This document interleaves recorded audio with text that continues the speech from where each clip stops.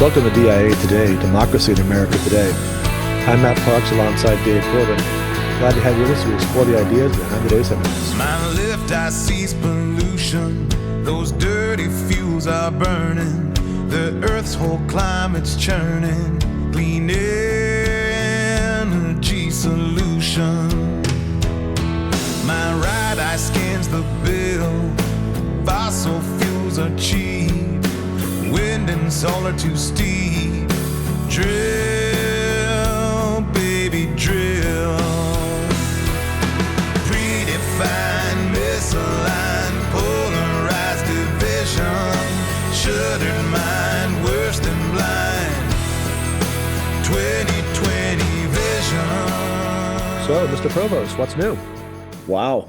Yeah, the news is just that. So humbled and incredibly honored to be named Provost of Colorado Christian University in Lakewood, Colorado. So that's the big news.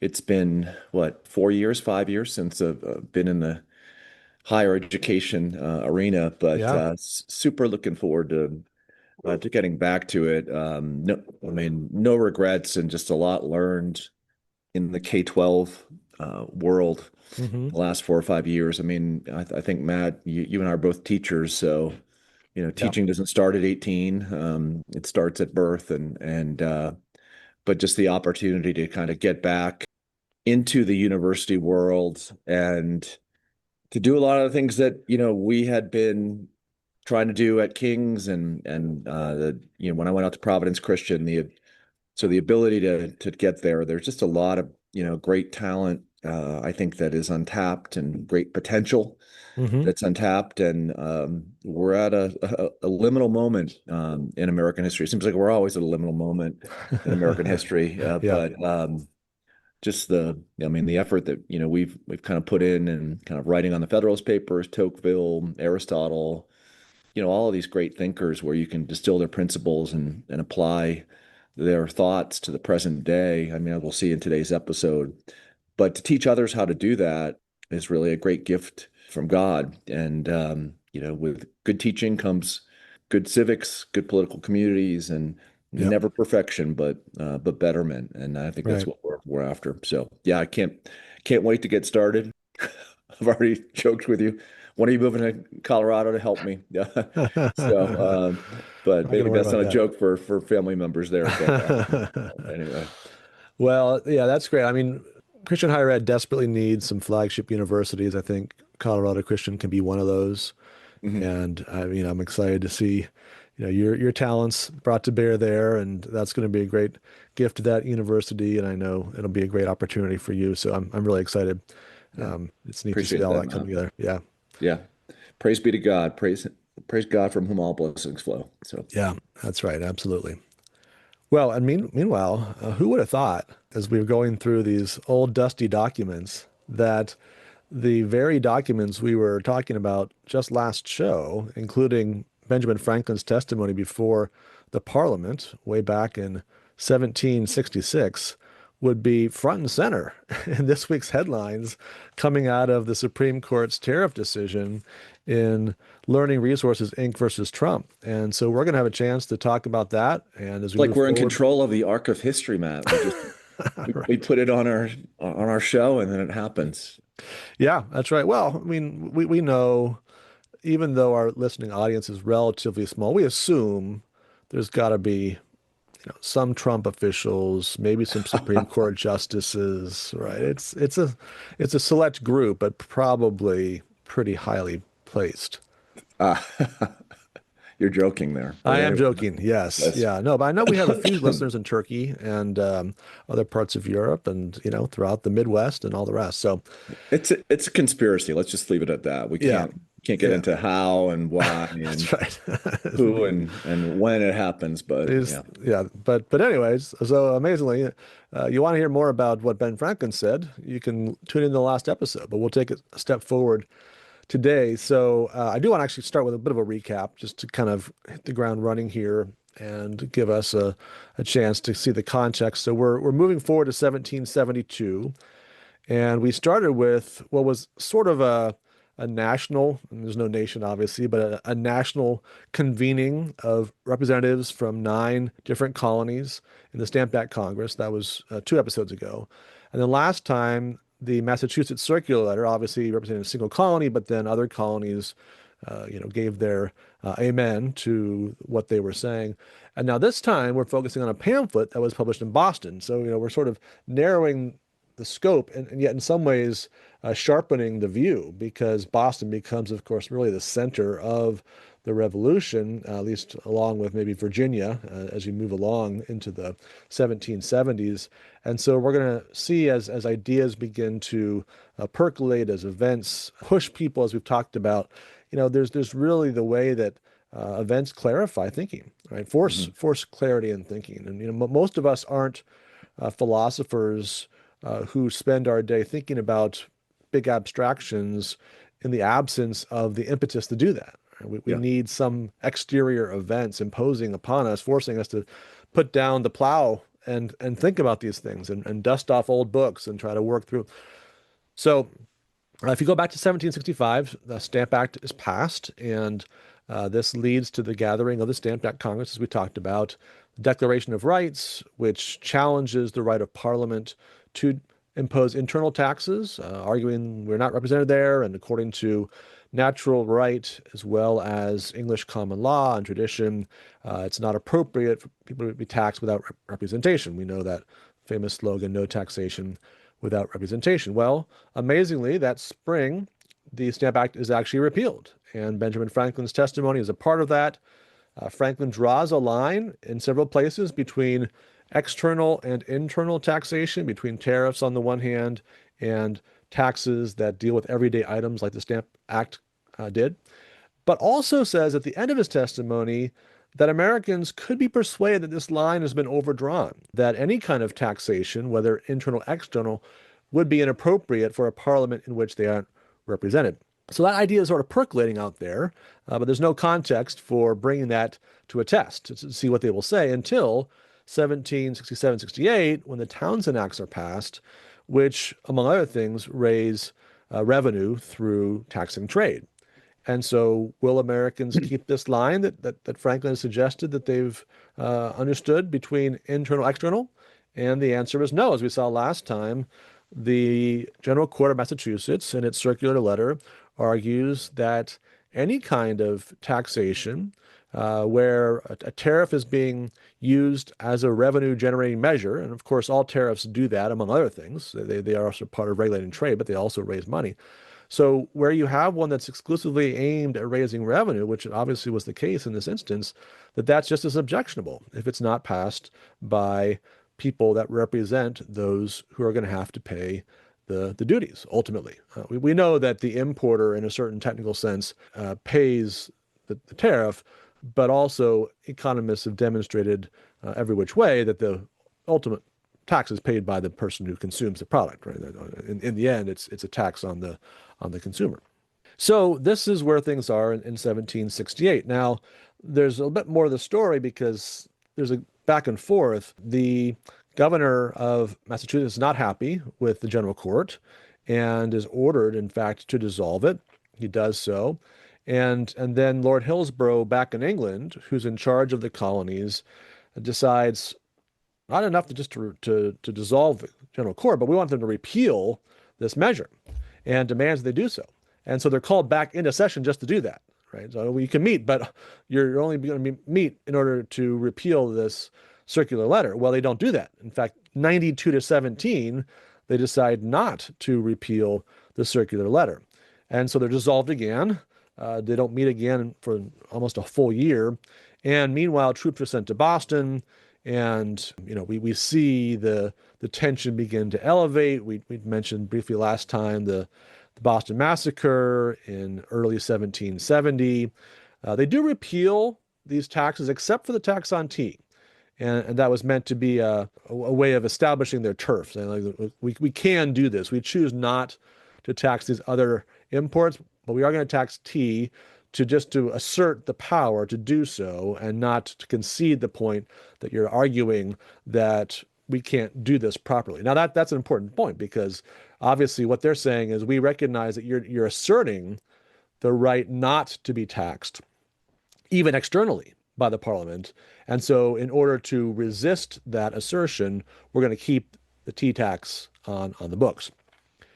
Okay, well, 1771, kind of quiet. 1772, kind of quiet. But there's some things happening in the Boston area that raise concerns for Sam Adams and some of the other key patriots. And one of them is that the governor is quietly moving a lot of salaries off the books. Okay, so the way things used to work was that the general court would raise money locally to pay the salaries of government officials, and that was seen as a way of holding them accountable, because obviously you can change the salary. You don't like what they're doing, you take money away. You like what they're doing, you give money, right? Maybe there's some improper uses of that power, but you can see why that would be part of the general system of accountability that they would desire to have. But now, all of a sudden, the British government is making more and more officials, key folks who have an influence on the individual lives of Bostonians, paid for by the British Crown. So it doesn't matter whether salaries are funded by core, that's no longer the case. And so in consequence, that level of accountability has been lost. And so this, although it might seem like a small matter, this is one of those, the nose under the tent kind of moments to Sam Adams. And so he organizes a group to put together what's called the Boston Pamphlet in several parts, where they lay out the fundamental rights of the folks in Boston, but really he's talking about at a natural law level, natural right level, human beings, and then applies that to the present circumstances in ways that are rather powerful and creative. So we want to go through that document a bit and see how this connects first to the trajectory of events we've been just describing, but also surprisingly has a lot to say about affairs in our own day. Yeah, I think it's important here, Matt, to recognize, which is hard to do right in the year 2026, how Americans historically, even in 1772, approach the idea of governance. If you go through any New England town, you see at the center of that town a town hall, and Yep. Tocqueville in the 1830s very importantly stresses the importance of self-governance to Americans. I mean, we go from being covenantal religious communities in the early settlement of the New World to being places where we have a say. We choose, right, who the town clerk is and what they're getting paid and Yep. all of this. So Yep. you can sometimes view these events, from a 21st century perspective in which there seems to be a large gap between our ability to affect things and how things play out. But back then, I mean, governance was, part and parcel of life, right? Yeah. Self-governance was part and parcel of life. I think it's interesting too, going back to Ben Franklin, that this letter that we're going to talk about the rights of the colonists, written by Sam Adams and others, Ben Franklin publishes it in England, and Hmm. noting what you just said about the 1771 and 1772 being quiet. No, not really, says Franklin. So I'm going to read from Franklin. He gives some context for the letter. He says, all accounts of the discontent so general in our colonies have of late years been industriously smothered and concealed here, it seeming to suit the views of the American minister, Lord Hillsborough, to have it understood that by his great abilities all faction was subdued, all opposition suppressed, and the whole country quieted. And then he says an important line, that the true state of affairs may be known and the true causes of that discontent well understood, the following piece, not the production of a private writer, but the unanimous act of a large American city, lately printed in New England, is republished here. So here we have Franklin. You think this thing is over? Oh, no, no, no. This is not over. And this piece and the ideas and principles represented in this piece are clearly going to state that you've got a matter on your hands that is of monumental consequence for the British Commonwealth. It is quite remarkable when you think about the particular circumstances, this question of, whose salary is being paid by whom. And then you see the first principles that Adams will lay out in this document, that they're really going right to the root and seeing much more there than perhaps we would observing in a latter day, these kind of events, that there's more to these questions, there's more at stake than the 21st century cynic that you were referring to earlier would probably Yeah. see. Yep. Exactly. Well, Adams is an interesting guy. You and I both lived in New England for a long time, and when we think Yeah. of Sam Adams, we think of Sam Adams beer Yep. and going to a Red Sox game at Fenway. Uh, but you don't think about Sam Adams, the intellectual, Sam Adams, the reader of John Locke, Sam Adams, who wrote his 1743 master's thesis at Harvard that focused on the legality of resisting British authority, that is directly influenced by Locke. But we're going to see a lot of Locke in this Rights of Colonists pamphlet, and it's just interesting because I think sometimes you can make too much of Locke. You can say, okay, well, the whole American founding really rested upon Locke's thought, but as we know, there are different influences that go into the making of any movement. But here Yeah. clearly you see that Locke's writings from the late 17th century have had a tremendous influence upon those who want to go back to this notion of natural rights, want to plant it historically with the Magna Carta forward, but then believe that the principles are applicable in any day and age. So if they're true, and Adam says they can't be anything but true, they must apply to colonists and their relations with the British Commonwealth at this time. Yeah, so let's get a little flavor of the document. We can maybe get to some summary points in a minute or two, but let's read a few early passages just to give you a feel for what this pamphlet is like. So he begins the very first words. Among the natural rights of the colonists are these. First, a right to life. Secondly, to liberty. Thirdly, to property, together with the right to support and defend them in the best manner they can. Now, that's an important addition, right? Not just these rights themselves, but the right to support and defend those. These are evident branches of, rather than deductions from, the duty of self-preservation, commonly called the first law of nature. So this is basically him giving you the tree, right? This is the source, the root of these natural rights, is this right and duty, as he described it, of self-preservation. Now, from there, he starts to talk about consent. So skipping down another paragraph or so, when men enter into society, it is by voluntary consent. And they have a right to demand and insist upon the performance of such conditions and previous limitations as form an equitable original compact. So you create a social contract, some sort of compact, a constitution, to use American terms. And as you join on those conditions, you have a right to insist upon those conditions continuing. And so, as we've already seen, the government, we saw last time, the government is not above the law. The government is created by the law. The government is limited by the law. And it's reasonable and right, even necessary, according to the logic of this argument, that the governments have the limits of their power enforced against them. The people have an obligation even to make sure that those limits are preserved. Yeah, so here Locke's kind of theory of the state of nature and of civil society is essential to understanding what Adams is writing here. That prior to civil society being formed, there is a state of nature, and within that state of nature, God has endowed in every human being the ability to reason.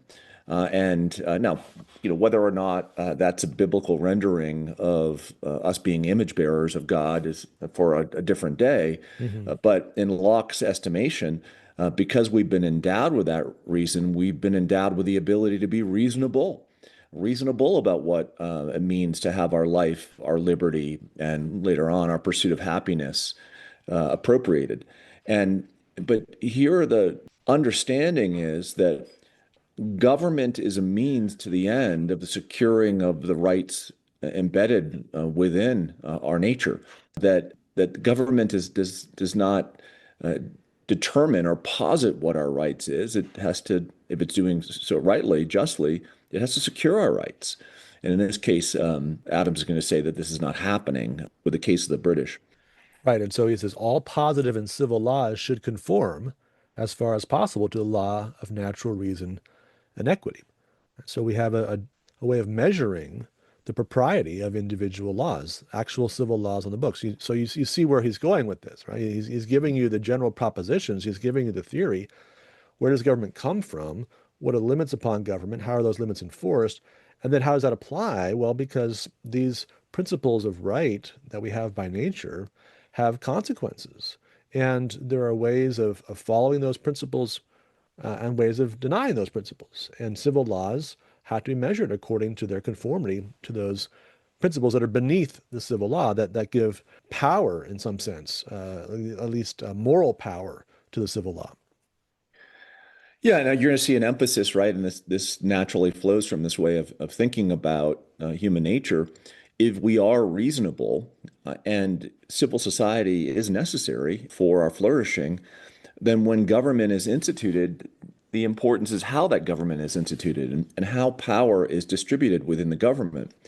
And here you have this notion, okay, you are going to have an executive that sees what the law is and makes sure that it's administered well. But key to the whole process of right government is legislative power and the ability to consent as a human being to a representative who then represents your reason more broadly within a political community. Right. And so this, of course, leads right into the debate that we've been having now for the last several episodes. What does it mean for Americans to be properly represented, for them to have laws that properly govern their behavior, and particularly that take or appropriate in certain ways their property? And so that's where Sam Adams goes in the next part of the document. So he starts talking about the British tradition, and he talks about Magna Carta and the rights that have been granted through that charter and subsequent charters, and then argues that these are rights that by natural right, as well as by the British tradition, are those of American colonists. So there's no difference between being an American colonist or somebody born in England. There's been a principle from the very beginning that you enjoy equal rights.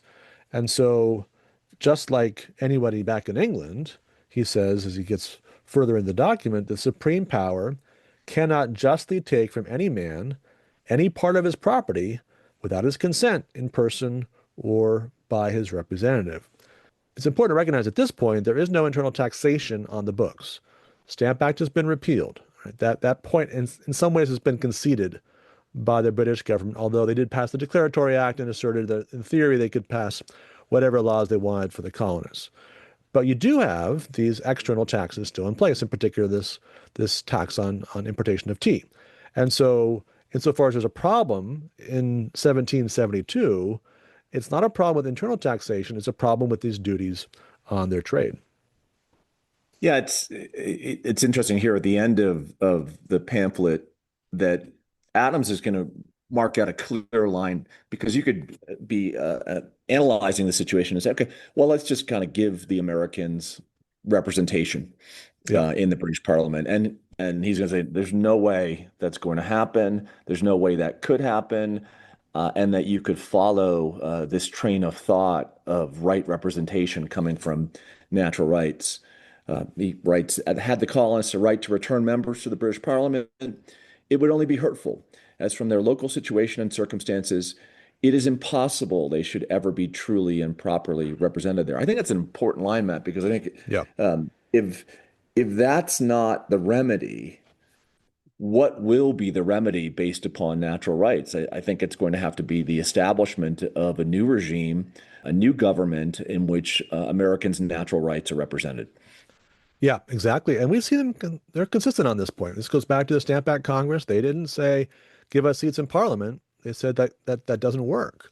And we saw that in Massachusetts Circular Letter. So they've been consistent on this, that the solution is not giving us a quarter of the seats in Parliament. The solution is allowing us to be governed by our own local assemblies and to concede that the power to tax American colonists resides only in those assemblies. Now, we're going to see in a few shows' time, when we get to Edmund Burke's famous speech on conciliation with America, he'll be willing to concede that. But his position is going to lose badly in the Parliament.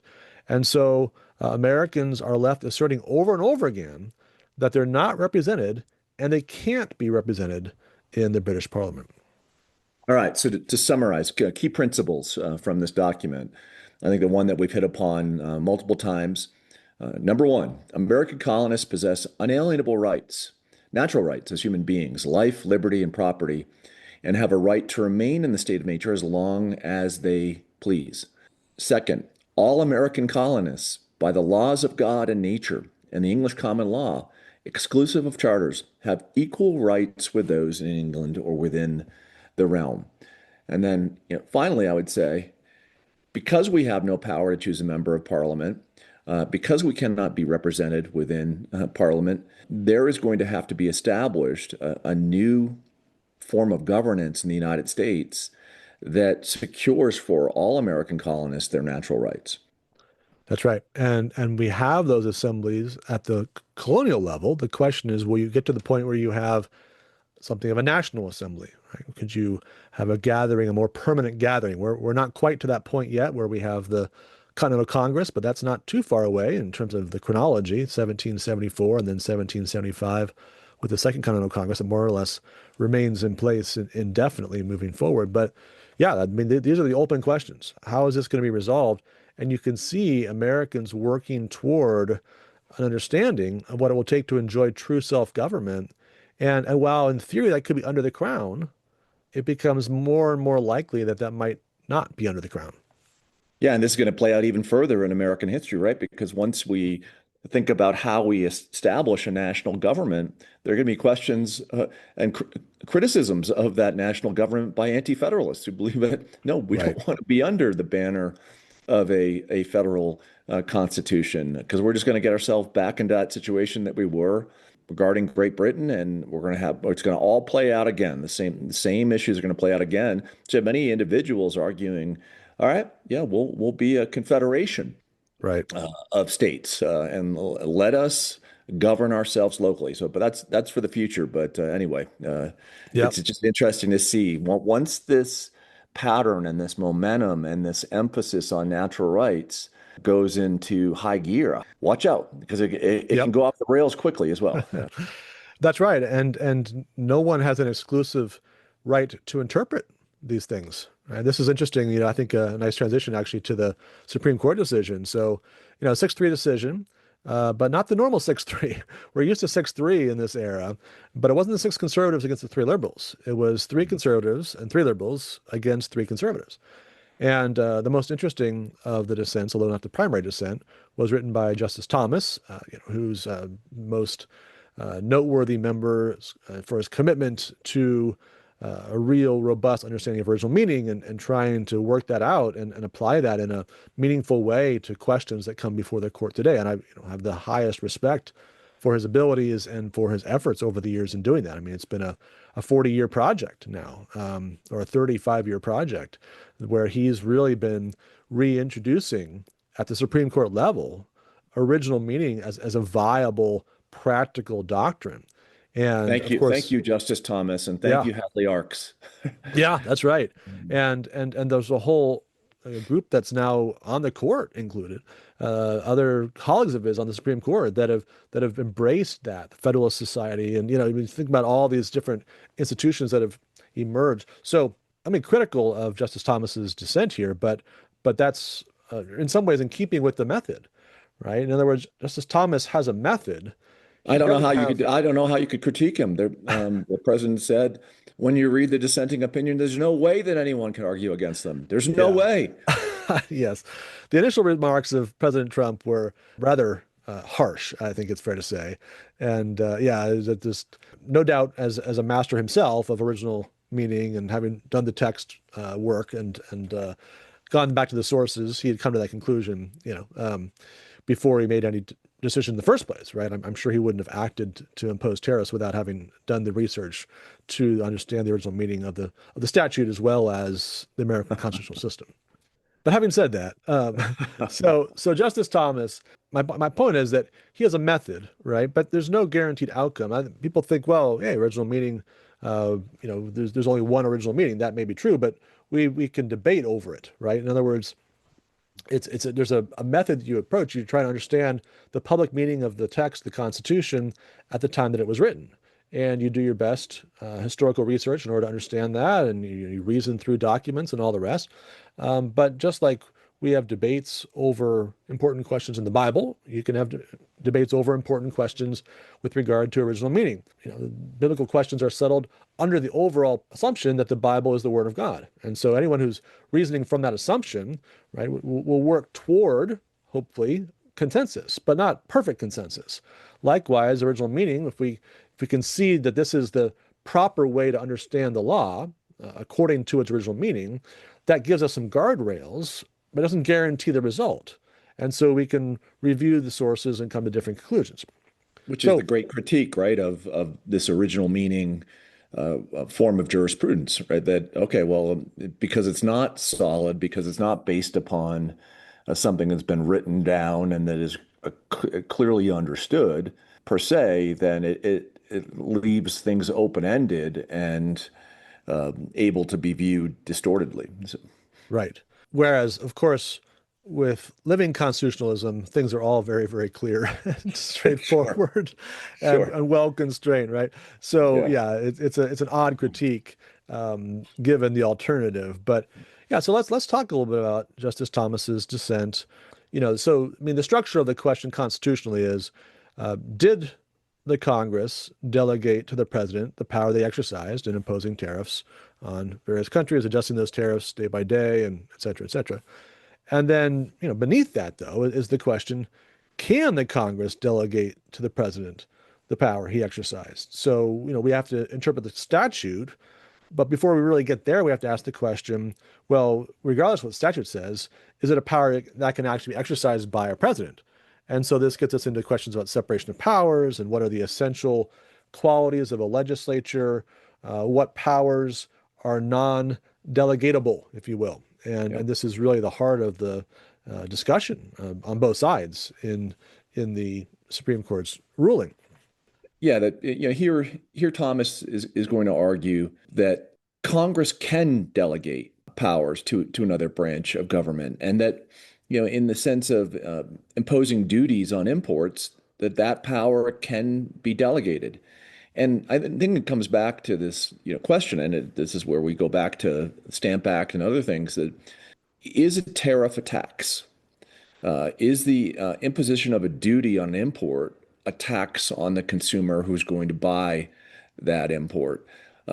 And if it is, this is where I find Thomas's argument questionable, because if a tariff is a tax, then what is being suggested here by Thomas is that the legislative branch can delegate the power of taxation to the executive. And that just seems just off kilter altogether. Right. And that's where we really get into some of this historical data. And actually, so the very first paragraph, at the end of that paragraph, there's a footnote. And that footnote invokes this colonial history and argues that in the reaction to the Stamp Act, that there was this line that was drawn that said, well, yes, we concede the power to regulate trade with duties, but we don't concede the power to regulate our internal behavior and to tax us internally. And we've seen that. That was a line that was discussed in that period. But what it misses is that line was redrawn, and that as Americans were forced by events to reconsider the implications of a parliament imposing duties upon them, that while not as essential in terms of the fundamentals of their life, and we talked about, as Franklin pointed out, there's a sense in which all tariffs are optional taxes. You can confine yourself to the native product, right? You don't have to buy the nicer China coming in from England. You can make good old American China and whatever else. So there's a certain sense in which tariffs are a voluntary tax in a way that the Stamp Act taxes were not. But nevertheless, Americans aren't about merely protecting their property or getting the most basic things provided for. As it talks about in the Declaration of Independence, they want to pursue happiness. And so tariffs and trade and the ability to trade was something that they always saw as a part of the pursuit of happiness, which is why even 100 years before this, when there were efforts to restrict American navigation and limit trade with Europe, that they always resisted this. These laws are almost laughable because they assume Americans are working their way around them every which way they can find. And Yeah. the Americans from the earliest day wanted to be able to trade because they saw that as vital for their long-term prosperity and development as a people. So, all to say, if Justice Thomas's position is one in which the original meeting must form the basis of the judgment, it seems like he stops right about in, 1766 or 67, Right. and he's not taking into account what is taking place by Sam Adams and others, what thoughts are being laid on the matter by them up until 1776.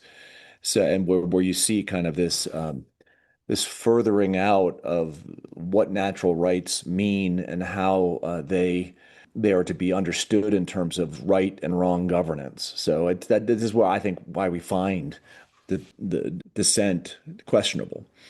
Right. And Matt, I mean, all to say, you can look at this issue and say, yeah, well, I mean, we haven't done a good job of protecting our economy in the last 50 or 60 years. And there's been hardship that Right. many Americans have had to deal with because of that. So you can look at the political nature of the impact of transitioning economies and see that pain. Mhm. But if your judgment is skewed by that pain, then it doesn't make the decision right, right? Right. It's Right. still wrong. Yeah, we did a whole episode on a year ago on President Trump's tariffs, and at that point, there's two sides of this. There's the wisdom of the policy.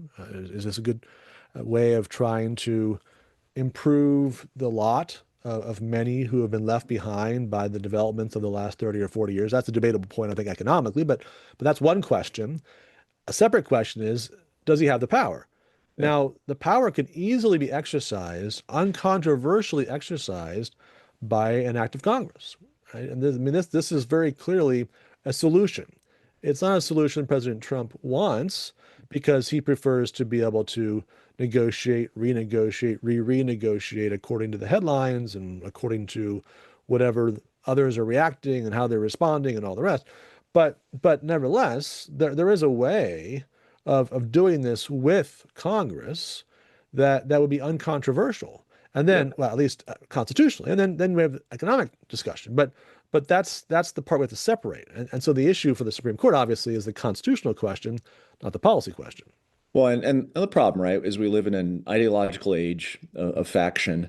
But you can imagine if there was another administration in here and they were trying to bring back green energy policy, if there was a tariff on foreign oil that Right. drove up the price of gasoline $2 or $3, we would want to say in that situation that that was a rightful imposition of a duty on the American people and that the executive branch held that power. We would, Right.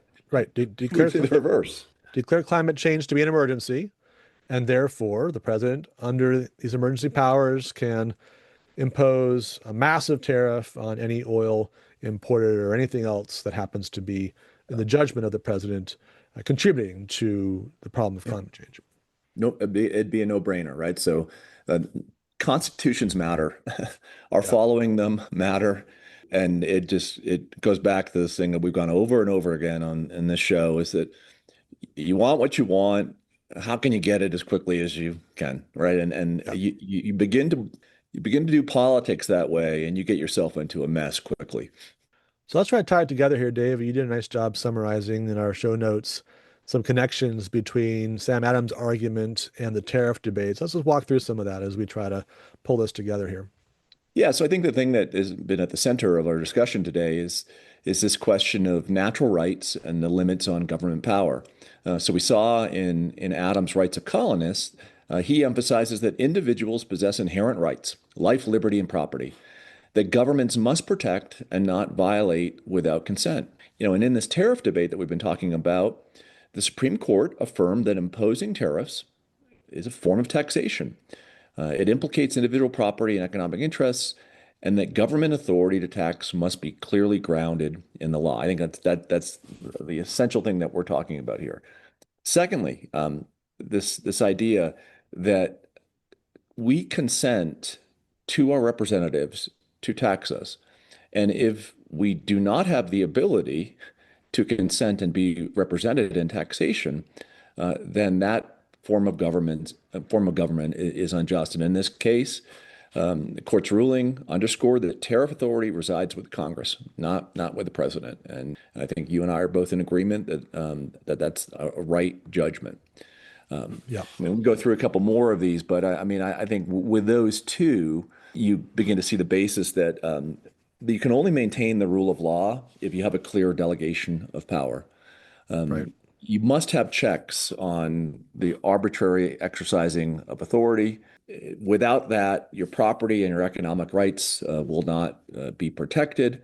Without that, you get into a situation where power can be concentrated in one branch of government. And without that, you begin to undermine the whole system of institutional legitimacy and constitutional order.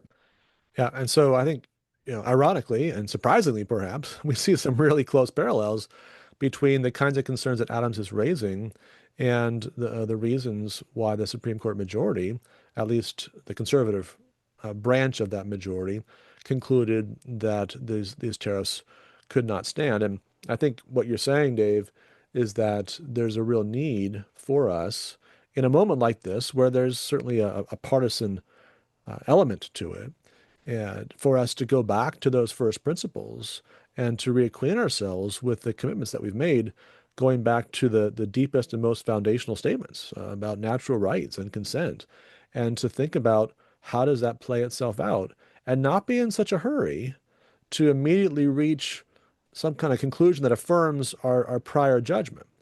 Right? This is what I so admire about the originalist approach, is that at least in theory, it can lead you to conclusions that you don't like. Yeah. It can lead you to affirming powers you wish the government didn't have and denying powers you wish it did have.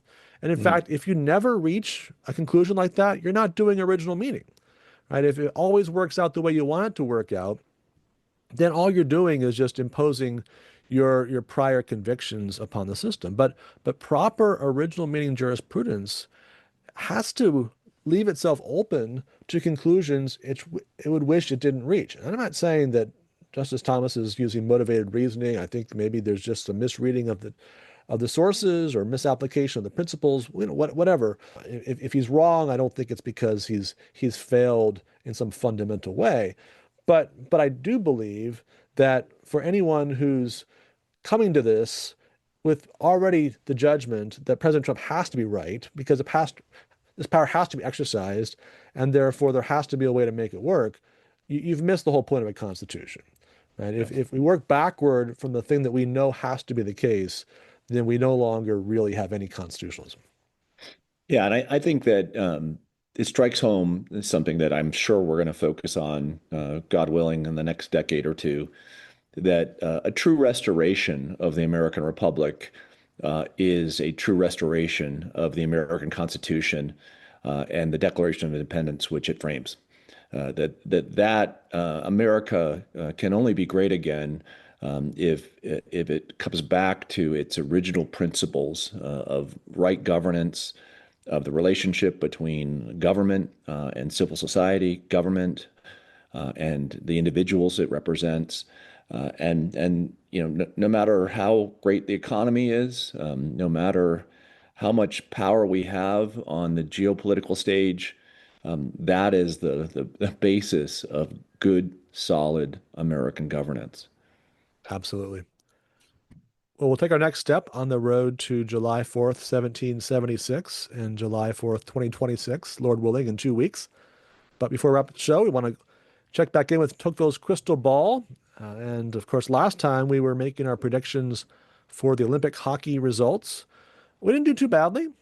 So the women finished U.S., Canada, Switzerland. Dave, you had Switzerland squeaking in there. You had them coming in second, but nevertheless, that was impressive that you saw the upset story there. I trusted in the Swiss women here. I just knew, that they were on a roll, and having followed, the trajectory of women's hockey in Switzerland over the last 25 years, Right. I had my finger on the pulse. Let's You just knew say they were that. ready to break through. Yeah. Exactly. Absolutely. Well, I had U.S., Canada, and Sweden. So I had gold and silver, but Sweden lost to Switzerland in the bronze medal game. So close, but not quite. All right. On the men's side, it was U.S., Canada, Finland. Glorious victory by the United States. Well, both of them were glorious. I mean, both in overtime, both against Canada. The women, U.S. women were the favorite, so it wasn't maybe didn't quite have the same level of excitement attached to it as the men's did, but really two spectacular victories, last second sudden death victories over Canada. What a weekend. The only issue I had is we were skiing that day, so I thought I couldn't figure out what time the game was on. I thought I could get back and watch it, and it was already done. Oh yeah, yeah, So anyway, yeah. but the most important thing about the Olympics, of course, was not the actual sport and what happened and who won, but who accepted the invitation to the White House, right? That's really what we Right. focus on in this day and age. I'm kidding here, right? But there's been Yeah. in Charles Cook, National Review writers, the freak out of U.S. men's hockey team. Who comes, who's not. But going back to something we hit on all the time, can we just stop? Right. Can we just stop all of this, right? And I like the way that Cook phrases this. This is pretty fundamental American principle. Quoting Cook, ultimately, being an American involves accepting that the people who oppose you on some extremely important things are also Americans and agreeing to coexist with them nevertheless. Pretty fundamental. Pretty fundamental. Yeah, and the idea that you can't accept a phone call congratulating you from the president or go to the It's, State of the Union address. let's stop. Please just Right, stop. right. Yeah. Yeah, exactly. Well, we're going to keep our patriotic blood boiling with our next picks. So next week, the World Baseball Classic opens up. Triannual. I don't know why they picked every 3 years. It's kind of an oddity. But anyway, every 3 years, the World Baseball Classic returns. And it's kind of fun. I mean, I think, the players are getting into it. I think it's grown in that way. Certainly, some of the players for other countries besides the U.S., I think in years past, have been very committed to it. Japan has always made a real effort to win. I think the U.S. is starting to get there in terms of the commitment, and the best players are going. So we're going to make our picks here for the World Baseball Classic. There's 4 pools of 5 teams. So we're going to go pool winners, and then it goes from there to a quarter semi-final. So we'll just do the final game, who plays and who wins. What do you got, Dave? So yeah, I'm going to have fun with this one. I think Okay. of the 4 pools. I agree with you primarily that we both have Puerto Rico winning its pool, the United Yep. States winning its pool, Japan, of course, winning its pool. Yep. You have the Dominican Republic winning the 4th pool. I'm going to Hmm. say Venezuela just to kind of make it interesting, and Yeah. I'm going to look to and because there was no Greenland to choose. I mean, I don't know, do they field the baseball team? I'm Right. not sure they do. But I'm going to look to a U.S. Venezuela final. That would be would be That would something be that fun. would Speaking of keeping politics out of sports, right? exactly Good luck with that. exactly. How about you, man? What do you have here? All right. Well, I'm kind of going chalk, so I'm going to take U.S. against Japan in the final. And last time it came down to a big Otani strikeout of Mike Trout. I think this time the U.S. wins and takes the crown. So that would be pretty good several weeks for patriotic American sports. Right, and when all this is over, we can go back to being New England homies, right, and rooting for the Red Sox and That's right. hoping the Patriots draft good players, et cetera. But until then, Exactly. we'll take the American patriotism to its Absolutely. fullest. Well, we'll wrap it up there for today's show. Thank you as always for joining us. You can follow us on YouTube as well as Instagram. You can also email us at democracyinamericatoday@gmail.com. And we'll look forward to talking to you again real soon. 2020 vision.